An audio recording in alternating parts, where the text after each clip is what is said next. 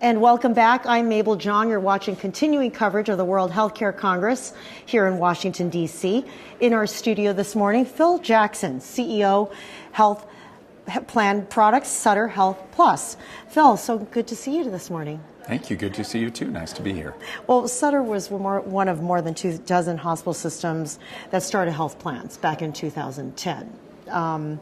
What sort of challenges have you had over that time in trying to transform health plans in that space?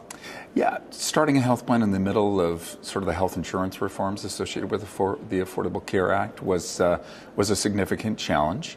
I think our interest in going into the health insurance business is less about health insurance and more, as you were intimating, around the transformation of healthcare. That for us to be in a position of combining the financing and the delivery of healthcare really gives us an opportunity to sort of incent the creativity we feel like you need to provide new methods of delivering healthcare that are more affordable and more accessible, and also create some rewards, some real significant incentives that would not just accrue to our health system, but the community and the members that we serve. So what are you doing better today than what you were doing back in 2010 when you first started? I think we get better and better at care coordination. Those are sort of the key pieces of an integrated delivery system. Over the course of the last few decades, Sutter has invested considerably in not just the acute footprint, but also our ambulatory services, our physician partnerships, and we have the largest single instance of Epic. So what this really gives us the opportunity to do is to leverage all those investments that we've made into bringing better value to the community through our health insurance products. And do you have data that the community has really benefited from Sutter embarking on this? Yes, in the course of the 4 years that the health plan's been in existence, we've grown to about 80,000 lives, which is a pretty quick pace.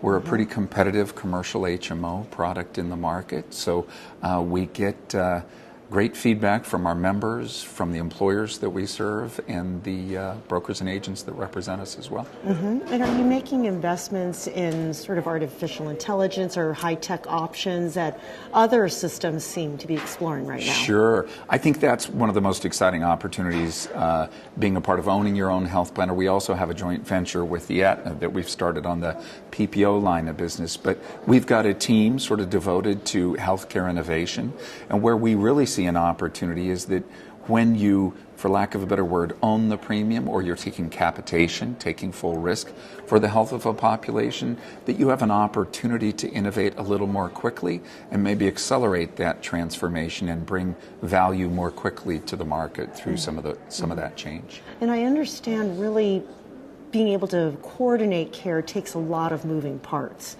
What is still to be done on that end?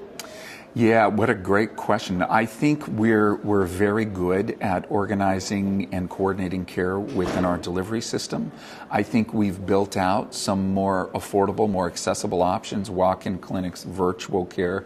I think as we continue to broaden, if you think about it as a portfolio of products, to serve more folks in government-sponsored programs, Medicare and Medicaid, that I think we'll enter into some new partnerships so that we're not just coordinating care within sort of the network of Sutter-affiliated providers, but continue to build our relationships and our care coordination with community-based providers as well. And will that, spreading out some of that work to other partnerships, will that help Sutter on the financial end as well and the risk that you've taken on? Well, I think at the end it'll probably provide better value and service. I think one of the things that you recognize as you look across the spectrum of disease burden and social determinants, that integrated delivery systems have assembled a really strong complement of clinical services, but there are many populations that are better served by some of our community-based providers who may be more culturally competent or may have a broader range of clinical services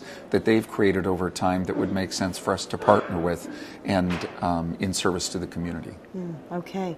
And it's nice to have you back at the meeting. How are you finding it so far? Oh, it's great. This is a great group of thought leaders and subject matter experts. It's really great to be here. All right. Phil Jackson, thank you so much for your time today. Thank you. Thank you. And I'm Mabel, Jong. Thank you for watching. Stay tuned.